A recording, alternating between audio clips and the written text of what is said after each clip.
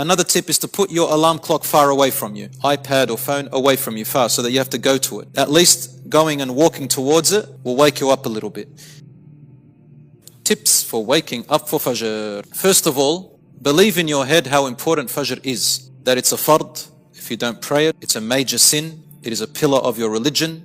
You will be questioned about it and accountable. That's the first thing. Number two, if you do a habit, if you do something, psychologists say between 40 and 60 days, it becomes a habit and it's hard to stop it.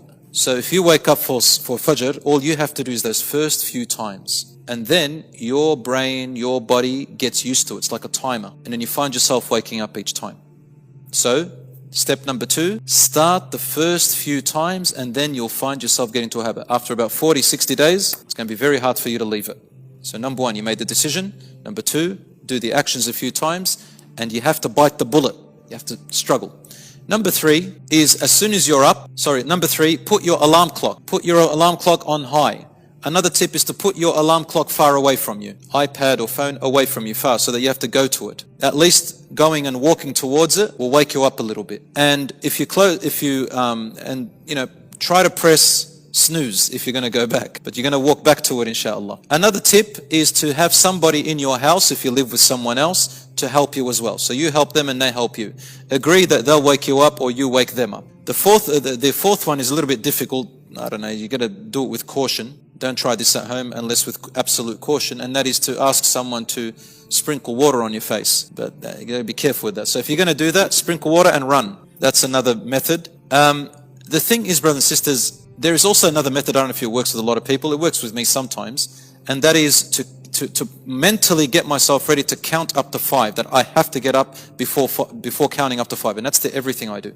1, 2, 3, and I get up. You get into that habit, right? And then you don't procrastinate. And that's with everything in your life. Number 6, we live in a time of social media, our phones, and blah, blah, blah.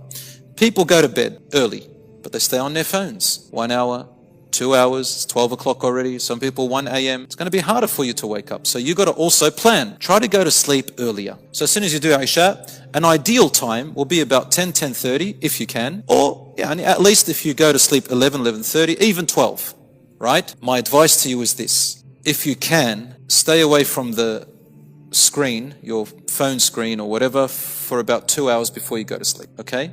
If you can't, at least an hour. If you can't, ya akhi, half an hour. But having it in your face, guess what's going to happen to you? That light that goes into your brain, there is a sensor inside your brain. It has a name. It's a very small, it looks like a peanut inside your brain.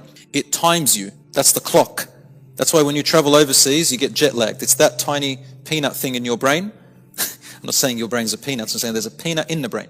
And that peanut in the brain times you. When you put light in your eyes, the peanut in the brain gets confused. It says, what is it, daytime or nighttime? And what happens to you is that you don't go into deep sleep, you go into shallow sleep. And when you have shallow sleep, you wake up very tired. It's not about how long you've slept, it's about how deep you've slept and how good you've slept. Put your curtains down, switch off your phones and the light about an hour or so before. Try your best, read a book if you want, and make wudu and go to sleep insha'Allah ta'ala. And insha'Allah you'll find it easier to wake up with more energy, insha'Allah. If anyone has any more other tips, for me, a long time ago, I remember when I was 13, 14, I used to cut my prayers now and then sort of miss a few prayers. And I always felt the sin until one day I was 14. I remember in Lebanon, I said to myself, shut up, stop being so stupid. I said talking like that to myself. Today you're going to start, right now. I used to say to myself, on Monday, and it's Friday, right? So Monday, fresh start. Monday comes, I do it, I miss another prayer, I go, stuffed up the week. I'll do it next week, fresh start. So I'll give myself a break. Then next week comes, I still break it. You know what? Ramadan's coming. Ramadan, after it, forever. Ramadan finishes, I kept cutting them off. So I went for that for about a year, until the day I said to myself, I really told myself off and said, if you're going to start salat, you do it right now. And I did it. And I did the next one, the third one, the fourth one, and never left it since then, alhamdulillah. But the decision, the willpower that you have is extraordinary. And once it becomes a habit, it becomes like your food and drink, guys. It's very hard to leave it. So Fajr is the same. If you live with your parents, get your mum and dad to wake you up. SubhanAllah, they're just amazing, aren't they? Mums and dads. Wallahi, once I was in the hospital, and it was back in my early days, younger days. I was in the hospital, wallahi al-azim, because my mother used to always wake me up. If it wasn't her, it was my grandmother. My grandmother sometimes slept over. She used to poke me. Get up, poke until I really felt it. I'm in the hospital, Allah, there's no one around me. Uqsum billah, I heard my mother's voice. Get up for Fajr. I woke up, there's no one around me, as if she was right next to me. Just telling you the mentality and how your body works. So once you get into that habit, you can, inshallah. Alright guys? These are just some tips, inshallah ta'ala. There's no such thing as, make dua for me to wake up for Fajr. Make dua for me to pray. How do I pray? You just do it. Don't you wear Nike? Nike? Just do it. We all believe in that. Just do it. Well, just do it. That's it. Just do it. How do I do it? By doing it. How do you drink? By drinking. How do you walk? By getting up and walking.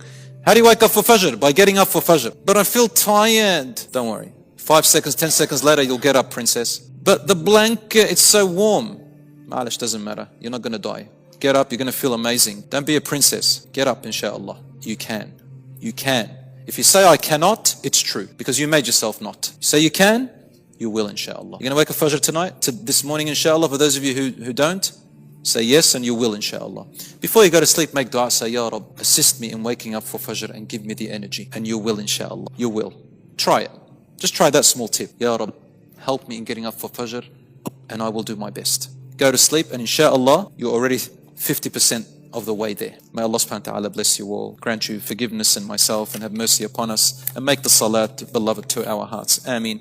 Wa sallallahu ala nabiyyina Muhammad wa ala alihi wa sahbihi ajma'in. Wassalamu alaikum wa rahmatullahi wa barakatuhu.